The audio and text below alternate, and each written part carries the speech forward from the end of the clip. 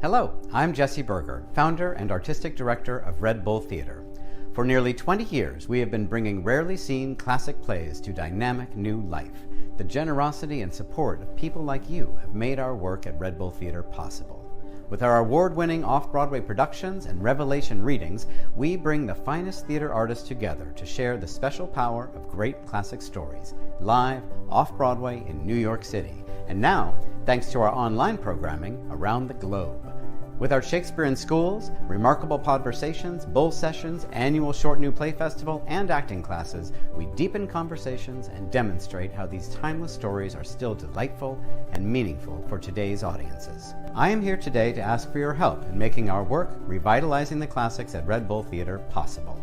A donation of any amount makes a difference. When you become a friend of Red Bull Theater, you also receive great discounts and special access to all our work.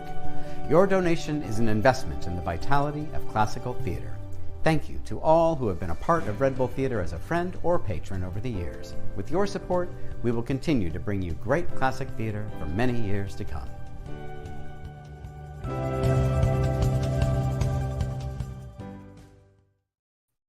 Hello, and thank you for joining us tonight. I'm Nathan Winkelstein, Associate Artistic Director at Red Bull Theater and the host of tonight's RemarkaBULL Podversations. For those of you joining us for the first time, these are informal conversations designed to provide insight into how great performers approach classical character and text. And part of that discussion is you. If you're watching this live on YouTube and Facebook, you can just type any questions you might have into the chats, and we will get to as many of them as we can as we go along. So please do engage with us. This evening's Podversation will focus on one of Shakespeare's most beloved characters, and at least of his own opinion, probably the best actor in Shakespeare's canon. This is, of course, Bottom the Weaver from Midsummer Night's Dream. Our guest tonight has just recently finished playing this role in the stunning Folger production at the National Building Museum. New York stage audiences will know him from his star turns in Red Bull's The Alchemist, for which he received a Lortel nomination, and Shakespeare in the Park's Merry Wives of Windsor. He has also performed in a myriad of other Broadway, off-Broadway productions, as well as many TV shows and films. It's too many to mention. Otherwise, I won't have any time to chat with him. He is, of course, the great JACOB Ming-TRENT. Hey, Jacob. Hey, man. How's it going?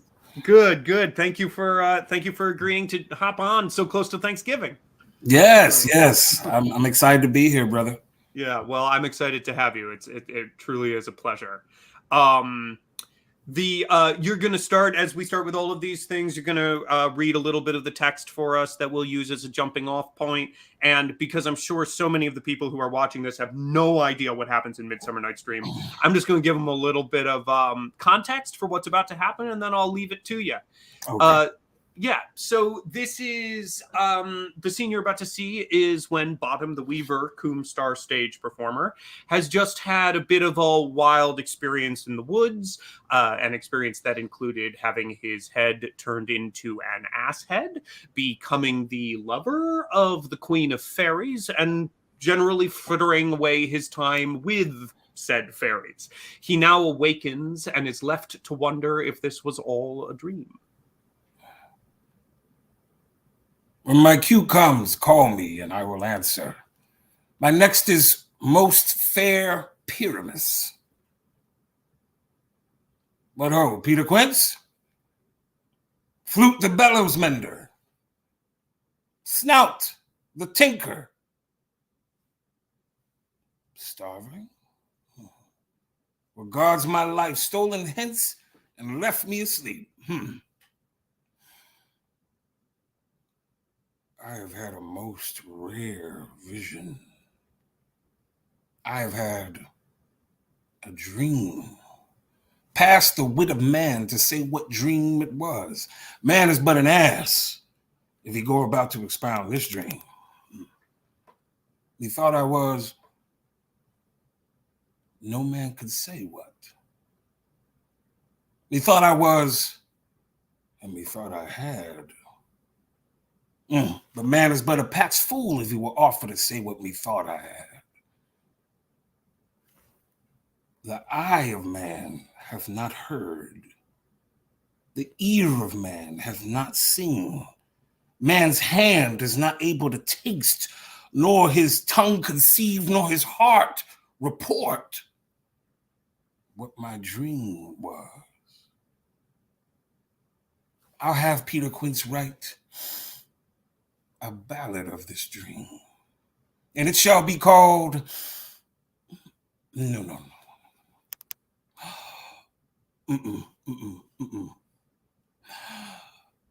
It shall be called Bottom's Dream, 'cause it ain't got no bottom. And I will sing it at the latter end of the play. To make it more gracious, I'll sing it at her death.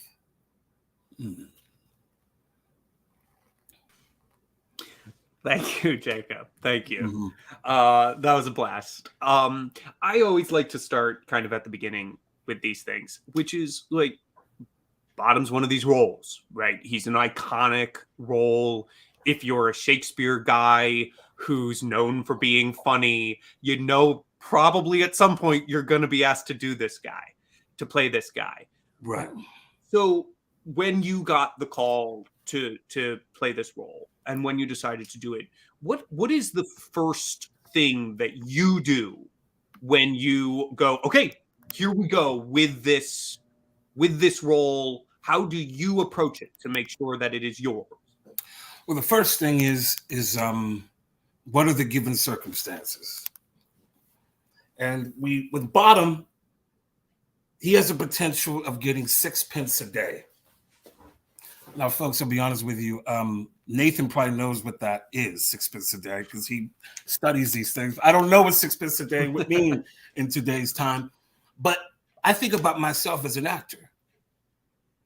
Somebody said to me, Jacob, if you nail this Broadway show, you will receive each day a certain amount of money for the rest of your life. Well, then I'm going to kill it. I'm going to go all in, right? I mean, I do that anyway. That's my brand. I mean, I'm going to give you 110%, but I'm going to nail this. And that's what leads to Bottom saying, no. Let me play the lion too. It's not because he's just being an ass or, you know, his ego, is because he needs this money. So the more roles he can play, the better, right? All comedy starts with this serious. Take it that serious, I promise you, it'll be funny. Well, let's actually. Can you? That gets right into sort of another question I had. Okay, so yes, I mean the worst thing that any person playing a funny role can do is go, cool, my job is to be funny. That's it. So we start with the truth of the character. And then, but I do think, and please push back if you disagree, that then once you have that, especially in Shakespeare, there then is sort of this almost comedic math that does have to be landed. Right, yeah. Where it's like, okay, Quince throws me this ball and I knock it down, and then Snout throws me this ball and I knock that one down, and you know, and and then I toss the ball up for them. How do you marry the truthfulness of your given circumstances with also having to be sort of aware of just the math of how comedy would work? How do you make both of those work together? Absolutely. Well, like we just already discovered, comedy is serious, right? But then also there is a level of precision to it, always. And so when I actually think they're both one and the same. The seriousness with which I approach nailing those beats and how mathematic it really is at the end of the day is also the seriousness with which Bottom approaches it, right? These things kind of blend and go together.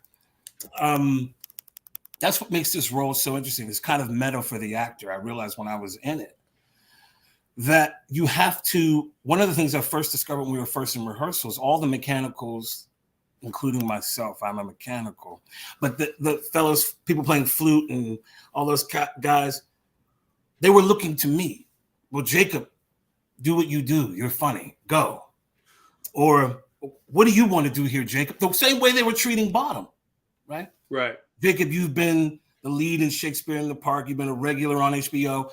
You have the answers. And so we had a meeting. I pulled them aside and said, this will not be good if you guys are constantly looking to me. We have to work as a team. We have to work as a unit.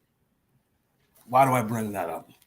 That's what Bottom learns in the play, that it's not just about him. That's why, we start with that speech. That's what that speech, some of what that speech is about, that there's more to this world. There's more going on here than I thought. It's not just about me. It's bigger than me, right?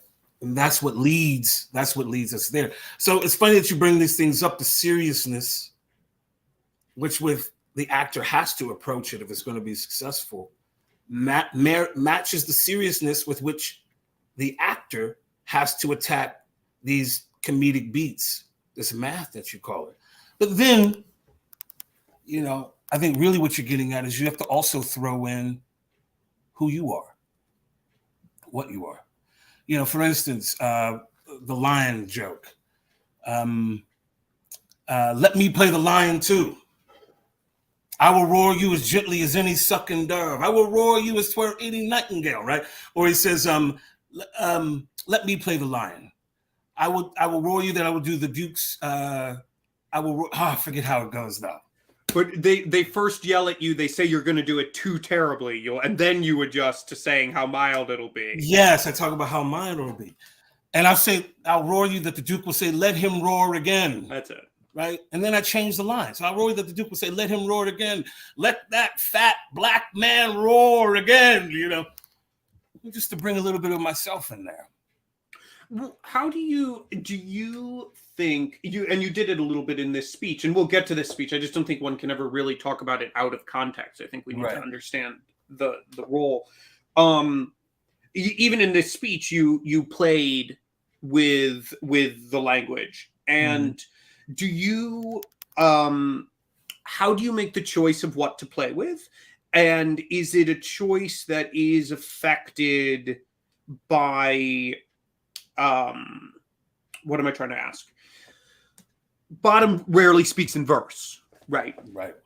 He does when he speaks in kind of doggerel when he's playing Pyramus, but he's a prose character. He's a clown, right? And we know to get the scholarship in there, right? Like we actually know that Shakespeare's biggest problem with the actor who played Bottom was that Will Kemp would go off script whatever he wanted because he was a clown and he knew how to make the audiences laugh, and Shakespeare wanted him to stay on the freaking line.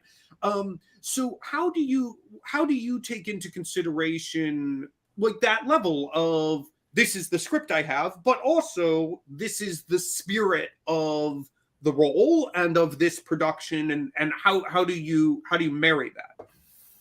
Well, truthfully, what you just said was one of my interests is into this. You have to look at what is the relationship of the clown to the text, and how did these roles come about?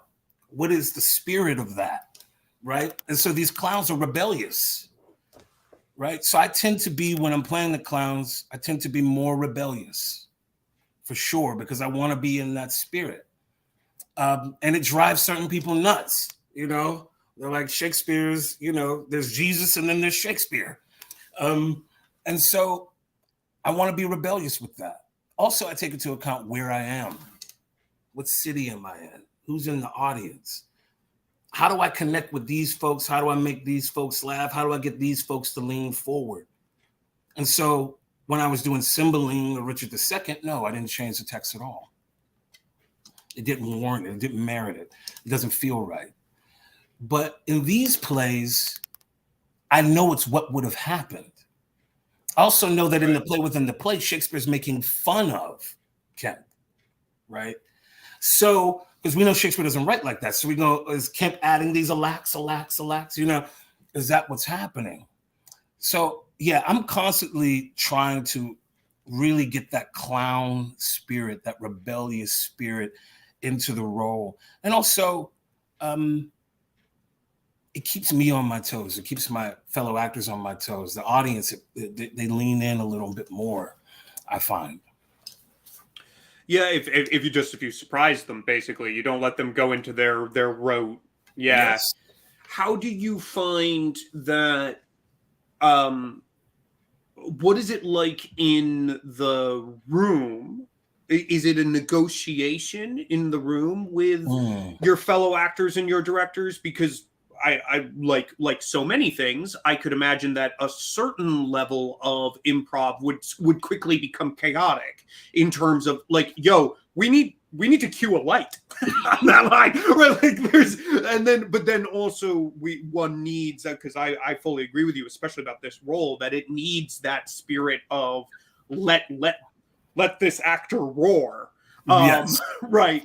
Is so what I'm just curious, because I think probably a lot of people who are watching this have a lot of experience observing and watching and reading Shakespeare, but in terms of the process of examining and even slightly exploding a role inside a room, what did you find that to be like?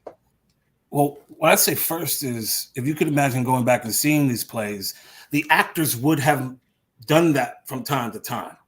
They would have got inspired and said, "Oh, vengeance!" And there was no "Oh, vengeance" in the script, right? So that would have happened. Second of all, yes, technically, I don't add lines at the end of my lines too often. It's always usually technically in the middle. You're making me give away my secrets. I like for people to think I'm up there just winging it, but so it's always in the middle. If it's at the end, I'm more ginger with that. Normally, now the stage managers I've worked with were excellent stage managers. They pick up the rhythm of what I'm doing, surprisingly. That's another key. I'm not outside of the rhythm of the text, right? I'm not actually breaking the show. Right. Okay. So if I say something in rehearsal that's an improv and it feels like something broke or something stopped, or you feel like a clunk, clunk, clunk, that's not a good thing. If I say something and everything keeps flowing, then I know that it might work. Again, most times I don't do this. But as I'm growing with the work and as I'm discovering the work, I'm in a period now where, I do Shakespeare because of, I want to do something for the community. I want to bring people together. I want to spark a conversation, right? And sometimes I feel like the best way to do that is to kind of thumb my nose a little bit. You know what I mean? To kind of ruffle a few feathers a little bit. I think sometimes we play it too safe with this writer. I mean, look, we're going to do Midsummer Night's Dream 1,000,000 times. When they're traveling through space and going to Mars or going to some distant whatever, they're going to be reading Shakespeare, I promise you. Right? They might even be performing Shakespeare, I promise you. So we're going to do this so much. Why do we have so much reverence? Why do we hold on to the rules? Why do we shackle ourselves, right? So, yeah. Well, okay. Why? So sometimes when I hear those sentiments, I hear those sentiments from people who are saying, why do Shakespeare at all? Which does not seem at all to be what you're saying. You seem to be saying that in some ways you prefer to do Shakespeare to engage with the community. So why are you interested in thumbing your nose at Shakespeare as opposed to dismissing him? What intrigues you about that act, about doing it inside it as opposed to just going away from it? Right. When I've been doing this right as 11 or 12 years old. And when I was first introduced to it, it was very much, I was introduced to the rules. I was introduced to Gielgud. I was introduced to Ian McKellen and all these wonderful men, Got to breathe at the end of the line. Right. Every line. Every line. And I enjoyed watching them. I really did. And I tried to be them. Right. So I went to school, got my master's, and I was trying to how do I get closer to these guys? And then one day I woke up, I was playing opposite F. Murray, actually. We were doing Merchant of Venice. And I realized I was never going to be anything close to them, to Ian McKellen, Gielgud, Laurence Olivier. And they were never going to try to be me either. But in that thought, I learned what is closest to me. What is my instrument saying? And I realized what my instrument was saying, just like they were calling on their relatives and the people they grew up with, I started calling on the people I grew up with, my relatives, and started bringing them to the stage. And then when I started doing that, people would respond. I'd be at the Delacorte and there would be different folks of people responding to this and another joke, different folks of people were responding to. And I realized that when they saw what was genuine in me with this writer, that they would respond genuinely. And I love that.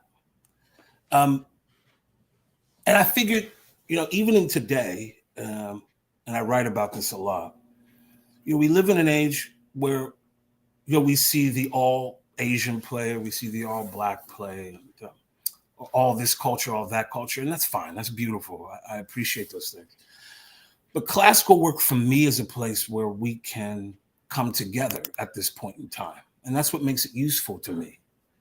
So we can come together. People can bring all their backgrounds, all their baggage, if you will. And we can throw it all into the pot and see what happens. And so that's why I think classical work is important. I think Shakespeare is important for now. There may be a day where we go, not anymore, but for now, I think it's still useful. And I'm fascinated by this. And you think, because on the one hand, you like to explode Shakespeare and not take him too loyally, but also there seems to be a feeling that you can find inside this work characters and human beings that speak to you if we allow ourselves, and if we remove ourselves from feeling like we must follow exactly in the footsteps rather than stand on the shoulders of people who have come before. Right. And so I guess I find that, I'm just trying to clarify what you're saying, because I find it very optimistic. I like it. I am optimistic. Look, we have to, in my opinion, what we have to stop doing is when somebody walks in the room and delivers a speech, if they don't fit into our idea of how this should be done, we have to stop dismissing them, right? Everyone on this planet has a right to contribute a verse. And really what we should be doing is trying to find, especially with this work, trying to find more ways to include more folks, right? Yep. More folks. And so the question is, how do we do that? I don't have all the answers, and nor does anybody else. But I also think Midsummer Night's Dream is talking about that. Yeah, I do. I think these rude mechanicals, right? They're not professional actors, but they don't even have any real props, really. We need a wall. A guy says, I'll be a wall. We'll make a wall. We need a moon. You're going to be the moon. That's the most essential. That's the purity of theater, right? We don't have it. We'll make it ourselves. And you're really a weaver and you're really a tinker, but really you're an artist. And in a play about love, maybe the most important love that comes out in the play is this love for creating. This love for making art. Okay, that's great. That's the end of podcast. I wish you had said that in half an hour. It would be a perfect way to finish it. We'll just clip it. So Bottom, you said something earlier about his growth, his arc through the show, sort of learning that he needs a team. Let's talk about his arc for a second. It's a weird one. I think that I really like what you say about how he's not just a kind of a bloviating idiot at the top, which is how he's often played. He's driving towards this thing. Yes. And as often it feels like almost being protective of his fellow actor, right? Like he's not taking the lion role from someone who wants it. He's taking the lion role from someone who doesn't want it, who's terrified of it. So he's a little bit overprotective, maybe a little overbearing, but he's not a jerk. He never seems like a jerk. And then a donkey head appears, and he meets the Queen of Fairies, and he goes on this journey, and then he talks about it. Where did your bottom? Can you just take me through like what happened to your bottom through? Let's call it the dream sequence, because he responds oddly to Titania. Right, like he doesn't. This gorgeous, all-powerful woman shows up and goes, "Let's make babies," and he wants to eat peas, and he's interested in different things, and he plays with the fairies almost more than he plays with Titania, and he just seems to have an odd reaction to what hits him. And I'm curious what you made of it. What was your path through the dream? You know, our version was cut down so much, but one of the things that we did do is in the dream, in the vision, was that we played up on his, bring me the honey sack and scratch my back, and in fact, this asshead makes him even more of what he was in a way, right? He's bring me this and bring me that, scratch my back. And he has this beautiful spirit who wants him, but he's almost so interested in himself that he's not even worried about her in some way. The asshead makes him, take to be literal, an ass. At least in our version, that's what we do. Because we cut so much into it, which leading up to this speech that we've been talking about was great because it just kept ballooning. This personality of his kept ballooning and getting even more ridiculous until he wakes. And the waking moment is really important because he's alone. Okay, so remember, this guy is a very popular guy, right? They always want to know where he is. And you see that in the next scene where they're crying when they don't have him. So that's how they feel about him. But he's alone. And this is going to sound ridiculous, but I did bring this up in the room. I said, it's not unlike Jesus when at the Garden of Gethsemane, when all the apostles are, they're not with him. And in bottom, this is, his moment. He's saying, will none of you wait with me? Peter, John, James, But it's the Andrew Lloyd Webber Bible. Right. Yeah. But they're not there, and he's alone, which is a really important moment. And in that alone, in that silence, where he doesn't have anyone to perform for, and he's by himself, he starts to think. And this vision comes back to him, right? Is it the only time he's alone in the play? I think it is. The way we did it, where else might he be? He shows up late in the first scene. No, he's alone. Well, I guess Puck's scared. He's alone when he's got the donkey head on and he starts singing before Titania wakes. He's sort of alone. Titania's there. But this is the only time he's alone in a space to contemplate. In that moment, he's busy trying to figure out what the heck's going on. In a different way. He's asshead free and there. So and then he has this vision. So I have to say, just because I am a nerd, it's actually nice that you think that this moment's biblical, because the speech has that biblical reference. The eye of man hath not heard is all the St. Paul's or is all the Paul's letter to the Corinthians joke, which the audience back then would have known, right? The audience would have known that he was kind of doing this almost biblical thing in that moment, and that in fact the Bibles of the time, that phrase ends with finding the bottom of God's desire for us, is sort of how that speech ends, in the same spot in his where bottom's written. It doesn't matter. It's a fun thing that audience would have gotten and laughed about it. And it is a biblical moment. But I want to go back. So if he has become more of an ass Mm-hmm. during the dream sequence, he's basically kind of gotten the absolute power corrupts absolutely thing, right? Like he's gotten everything. Right. And then he wakes up and he's alone, and are you saying he rejects it? Like, no, I think what comes to his mind is that he calls it a vision and a dream.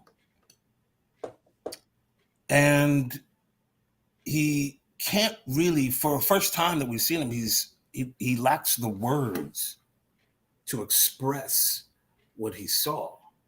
So that, I think, catches him off guard. That's why the word vision, I think, is important. It doesn't start with dream. He starts with vision, which I think is different. And he starts to go on to explain what he has, but he can't. And we get to that eye of man. But I also think what's interesting about the eye of man have not heard, the ear of man have not seen, is that the eye and the ear are very close to each other. And yet they're having two different experiences. And that's Bottom's experience of the spiritual world.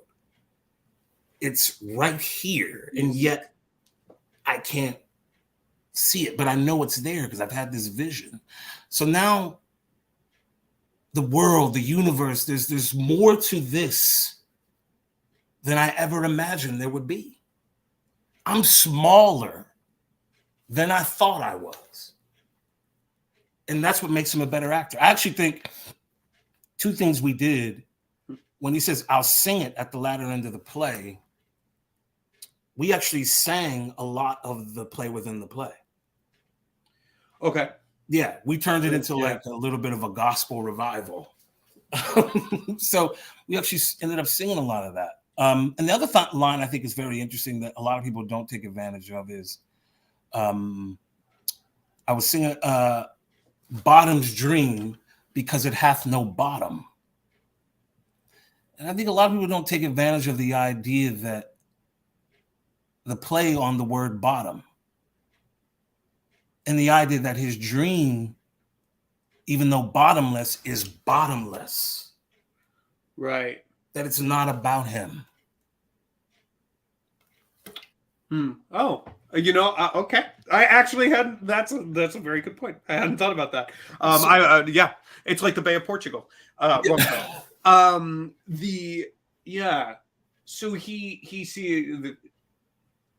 he sort of has a dream of this thing that he can't quite grasp.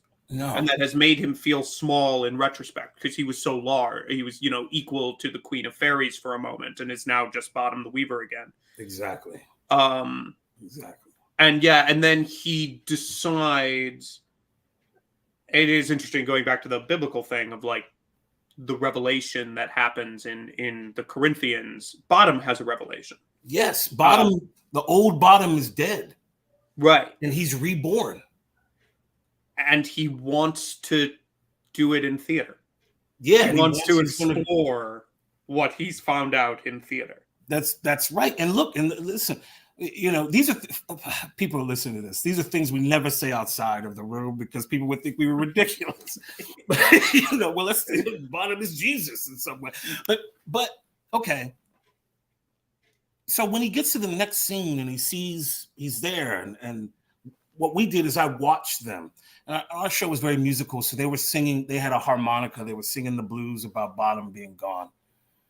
But that moment where Bottom says, "Enough of me," or I'm paraphrasing. Yeah, another line. No more breath, it's not about me. He says, "Enough of me. Let's not talk about me. The Duke had dined." Then he starts talking about you do this and your beard and make sure you know your lines and this. You see him actively saying, it's not about me. Let's talk about you. Right? It's in the text. And that's a change. That's a direct change from the first time we see them. Right. And he's not trying to play every role now. He's actually saying to them. Yeah. You look to your beard. Do you know your lines? Look, every man be ready. Play your roles. He's not saying, look, I almost slept with the fairy queen. So everybody back off. I'll take what I want. No. Right. And then also in the play within the play, I mean, it has always struck me. He agrees. He agrees. Yeah, my dog is like, absolutely. Yeah. In the play within the play, he's the guy who holds it all together. Because that play within the play goes terribly, terribly wrong. And it's like Bottom is like, hey, hey, hey, hey. He's like juggling with everybody, but he's not juggling. He's not trying to play every role. He's trying to help everybody get through it. Yes, and he has to hold this together. Yeah, and that was something that came up when I directed it a few years ago, was how much like, okay, something just broke. Who's around to fix it? It's only Bottom. Everyone else is panicking or doing something else. It's always only Bottom who's available to fix things, which is we played that up. We played that up very much in the play within the play. And another key to this is that Bottom has to have a moment within the play within the play. This also, look, all this works with the comedy, but he has to have a moment in the play within the play where his acting elevates, where he gets better in front of the audience. They have to see that journey. And this is one of the things we found that I thought was wonderful, because it was very funny. Then when he discovers the body, he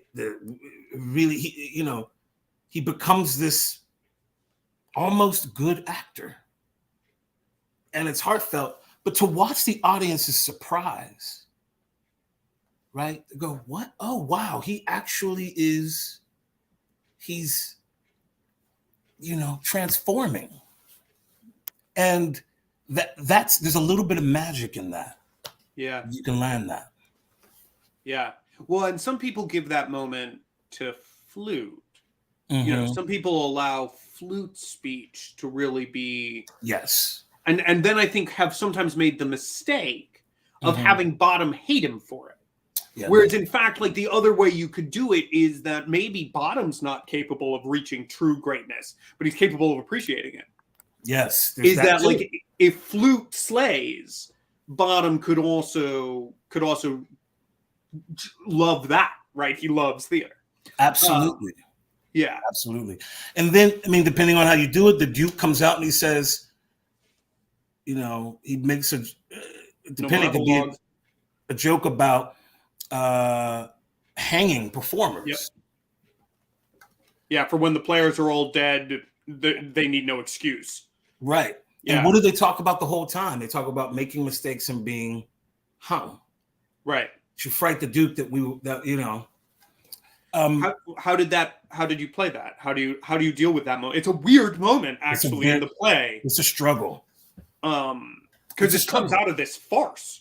And then there's like this line that Theseus drops, and then he's like, I'm just messing with you. Yeah. I was like, what? It's a weird, strange flex of power. A lot of problems with these plays is that there are so many things baked into them that aren't in the text. We take certain things for granted. If we begin this play with a level of seriousness, not only is it funnier, the stakes are higher. So then you get these laughs, and then you can turn the audience on a dime and have them go, ooh. But the problem is when we start too light at the top, there's no stakes.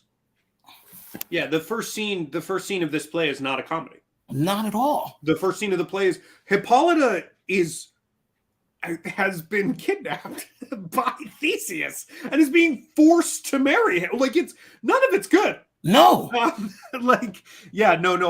totally agree. And I think it is an essential point that comes up over and over again is like the necessity of stakes for comedy. And that like some of the funniest playwrights out there, like, he comes immediately to mind, but like Edward Albee, his plays are hilarious. Yeah. They're incredibly high stakes and incredibly dark. They're also hilarious. Yes. And that's why I always say in the first mechanical scene, when Peter Quint says, you can play no part but Pyramus, I had to really convince the actor to go, I'm like, you gotta tear into me. You really have to demand that he listens at that moment, because it's hard. The stakes for the mechanicals is hard to get across to the audience, because immediately now we've done this play so often, people are going, get ready to laugh. The mechanicals are coming. Yep. that we don't get the audience to listen to the sixpence thing or the fear that Snug has of playing the lion, or Peter Quint's not able to quite wrangle control and get these guys on the same page, and the problem that Bottom is in getting that to happen. There are some natural rubs here when we start, and I think they're rehearsal room jokes. Yeah, you know, you have this star who's like, "Oh, I got another idea." You're like, "God damn it!" Yeah, you know, yeah. It's the herding cats joke. It's right. Exactly. Yeah, Quince is the director. I sympathize with Quince. I bet you do. But the so in terms of the state, I just want to ask. My guess is you didn't deal with it. I'm just curious. Mm-hmm. In the play, there is the incredible speech that Titania gives in the first interaction with Oberon, Mm-hmm. where it is explicitly acknowledged that the world is completely effed up right now. Like, is a total environmental mess, right? Like, there are floods, winter hasn't come, like, we're in summer just because we're in summer, but like, and there's maybe starvation because all of the crops are dying and the animals are dying. Did that engage, like, the reality that Titania talks about there? Did that engage much in terms of the humans? No, because here's the thing, you know, one thing that was cut from our show. Oh, okay. Well, then it probably wouldn't make sense to you. When we did it with Julie, Taymor at Theater for a New Audience. That was in. And it was Tina Banco. Tina Banco is a very good actress. And it was riveting. But let me say this. Again, this brings us back to you have to reinvestigate these plays. Nathan, you bring up a speech that's important. The play actually, without it, she's saying the world is messed up. It's out of joint. It's one of the reasons why she's holding on to the changeling boy. This, you know, she's talking about that. The stakes don't get much bigger. You have these lovers that have gone off into the woods, which at Shakespeare's time is crazy. It's dark. It's dangerous. They don't know what they're doing, right? The world is in shambles. And what brings it back together? A play? Maybe? Maybe love. Maybe love? But yeah. Yeah, right. A play and a dream. Yeah, I at least I think of the strong minority that that Demetrius is also unspelled at the end and actually finds his love for Helena, that's not just some fairy potion flashed on him, but that they because they actually, God forbid, learn in their dreams and grow. Right. But yes, yeah, I mean, it's a whole thing, but the like stakes that the fairies lay out right away are immense, and I've often wondered if that would get drawn in from a design perspective or whatever of what else is going on in this world of like these guys, one of whom his name is Starveling. Is you've got these guys who are desperate for sixpence a day to live, right? Desperate. Because everybody's in trouble, and apparently the king is busy having a war with the Amazons rather than trying to feed his people. Right? It's like there's some reality points in this that tend to get washed. They get washed all the time because we come to this, and this is why I say to people who say they're scholars and people who I know this text of this many years, and I always come to it like I don't know. I don't know. If I'm looking at Hamlet and he's saying, you know, to be or not to be, I reinvestigate that line and those words because there may be something else there. When I was 33 and I read it, I could have heard one thing. I'm 43 now, I may hear another, right? You cannot take anything for granted. And let me tell you something. When I go to see Shakespeare and I see an actor who may be a good actor, right? Taking the speech for granted. You know this, I know this. Let me just show you my emotional range. Let me just show you my ability to call on the gods. We all sit back in our chair, right? We all sit back in our chair. So we can't do that. That's why, cannot do that. You bring up that speech, such an important speech. Yeah. And so I did think it was interesting. I mean, Bottom's Dream is a speech where that's a trap, right? Like Bottom's Dream is a trap speech because everybody goes, here's Bottom's Dream. And, and it's what I find most interesting about Bottom's Dream as a speech is that from a pure language perspective, because he's a clown and he's confused, it's not like the jokes are that funny. No. It's not like the language is that beautiful. It doesn't have the same... It's a different trap from a to be or not to be, where you could start to go, I'm so terrified of this speech, I'll make no choices and I'll just sound pretty. That's it. But with Bottom, it's like a trap of like, I'm just going to pull a whole bunch of laughs and move on.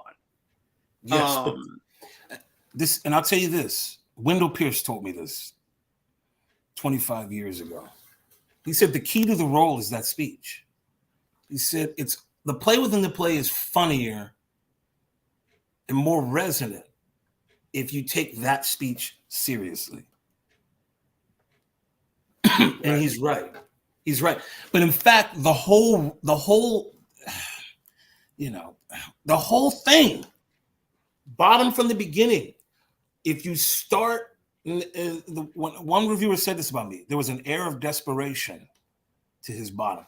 If you start from a place that is deadly serious about what you need at the top of this play, the role will have so many more colors to it. You won't even be able to help it. It will have so many more colors to it. And that's often the fault when you see it played. The actor playing it, because what happens is you're very vulnerable out there. You realize that people are going, they want to love this character, they want to laugh. So you want to be liked. That's also another trap in this role. Well, I want my Bottom to be liked. If I was just going to say, I think that's a trap I think that's an actor trap.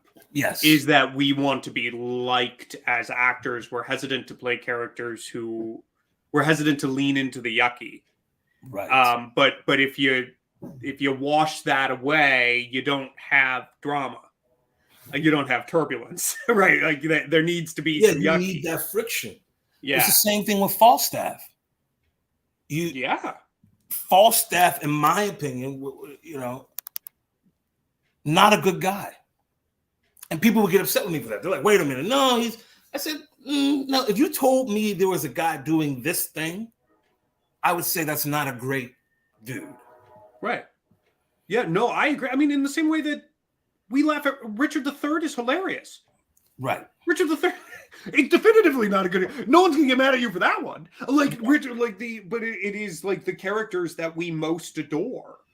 Maybe good guys, but if they're good guys, they're heavily flawed. And if they're bad guys, they tend to be really funny and really smart. Good writing.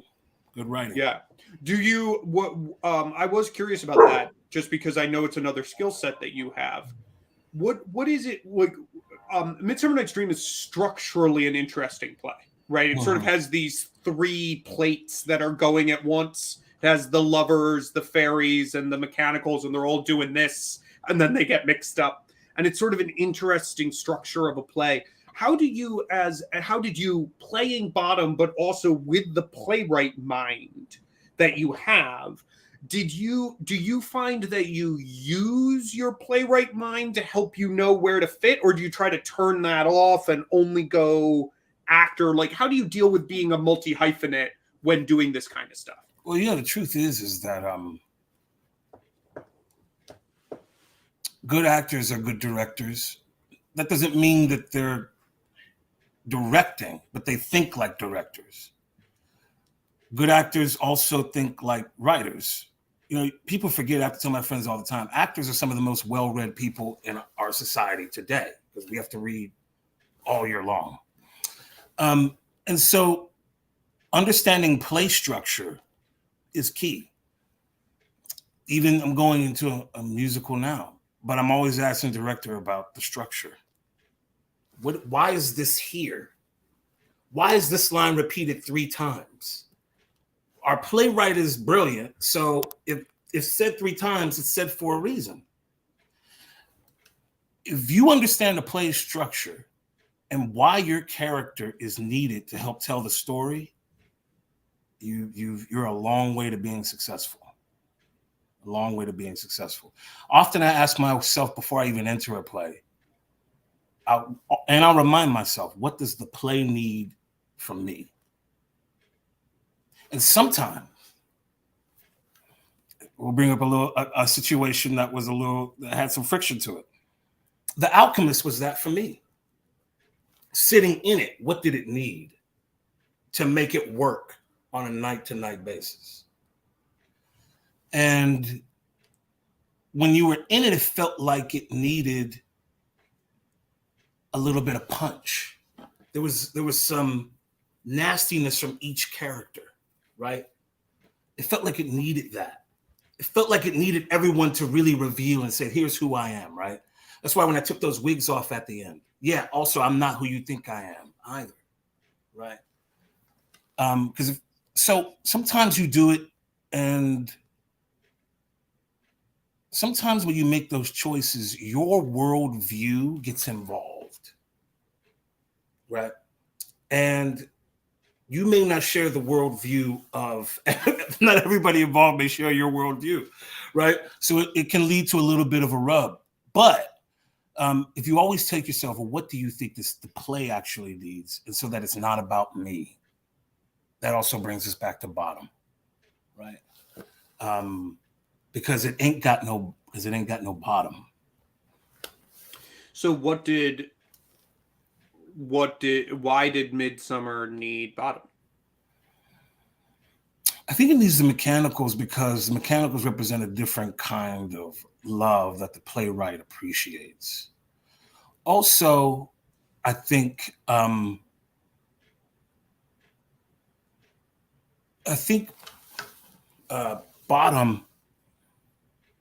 it's interesting, his journey, he elevates all the way to being equal with this queen of the fairies, right? So he's one of the few characters, him and Puck, that actually touch all the characters, all the stations, right, in that movement.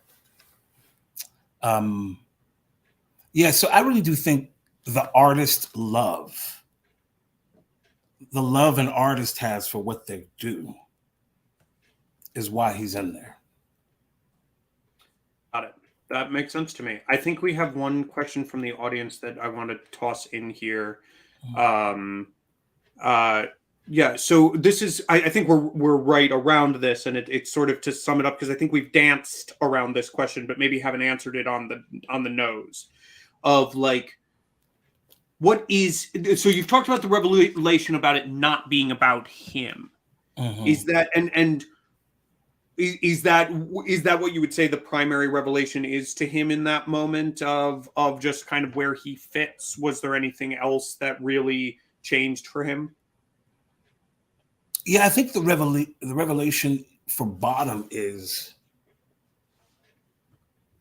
there's more to this world than I ever dreamt there was, right? It's kind of bottomless, right? And that's what he's realizing. So it elevates him. And this is also the writer, very good writer, is also teaching us that when you take on these roles as actors, not to make it about you, to make it about community. And at the end of the play, what do we have? We have community. We're doing a play for them. The audience is watching them watch us. Afterwards, we have a burger mask. It's about community. So the writer's saying, if you see it as bigger than you and you make it about the other people around you, then it will elevate you as an artist. And that not just as an artist, but as a human. Like that's a life lesson. That's not. It's an important lesson for us, but it's also a life lesson of like. I think that we the kind of American idiot sort of idea, the one who is id-centric, self-centric, instead of a member of the community, of like learning to not be so self-centric and to be a member of the community, and that kind of the rising tide idea. Yes. That's cool. No, it's a and it is. And then there is that other thing, because he does interact. I mean, we have to call it. I shouldn't even say it. But it is interesting that he's the only human who really gets to interact with the fairies. He's the only one. Like, he gets this peak, which I guess is why he's able to come to the revelation he does. And I guess we could really dig into, why does Puck choose him? Because it's easy to make that just a joke, right? This guy's acting like an ass, I'm going to give him an ass head. But Puck always seems a little bit smarter than he's just making jokes. So why does Puck choose this dude to be the one who pops into this other world, messes with things, and then pops back in a way that seems to rebalance all those plates in a way that they were off kilter? It's a very interesting question. It's a good one. And the world, we know that the world is out of balance. That world is out of balance. Right. You know, I want one other thing. It's so interesting. You know, as a writer, this good writer said, I became a better writer when I stopped trying to be a good writer. That's like an actor. That's like acting right there. Yeah. Yes. For sure. No, and it was something you said really early on, which really we moved past it pretty quickly. But like this idea of stop trying to be what you imagine you should be, and just be the best you can be, and work towards being a part of your community. Like you said that early on, and we flew past it, but that was really a lovely, and that is really the thing, sentiment. Yeah, and that's messy. So let me not even. It's beautiful. You hear Nathan saying, "Oh, that's gorgeous," but it's messy. It's not easy. It's going to be messy, but you can't kick people off the island because you don't like it to be rocky, right? Right. When it gets rocky, you got to actually bring everybody in closer. Yeah.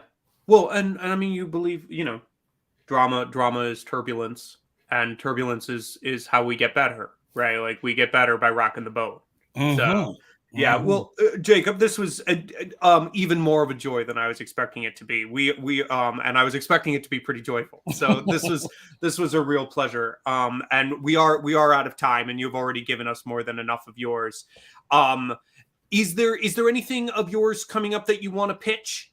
You said you just stepped into a musical, but is there anything you want to tell people to look out for you in, or anything? Yeah, I'm doing The Harder They Come at the Public, written by Susan Laurie Parks, and that'll be fun, and a lot more to come. But that's the next thing. That's the next amazing. Thing. Yeah, amazing. So come check me out. Yeah, well, thank you, Jacob. Thank you so much, and have a good night. Oh, thank you. And for everybody watching, if you've enjoyed this program, all of the other podversations from the past are available on the Red Bull website. You can find them all there. Also, upcoming, we have our big Christmas holiday concert of Your Own Thing on December 12th at Symphony Space. It's starring some people I've never heard of called Santino Fontana, Lily and Eddie Cooper, Leslie Margarita, and many more. So if you will be in New York City, come check it out and have a party with us. And we will return with more online programming in the new year. Finally, all of our podversations are offered for free, but it is only possible with help from you. So if you can give some money, any amount would be great to support keeping classical theater alive and vibrant. Please do make a donation if that is something that is available to you. Once more, thank you all, and have a wonderful night. Good night.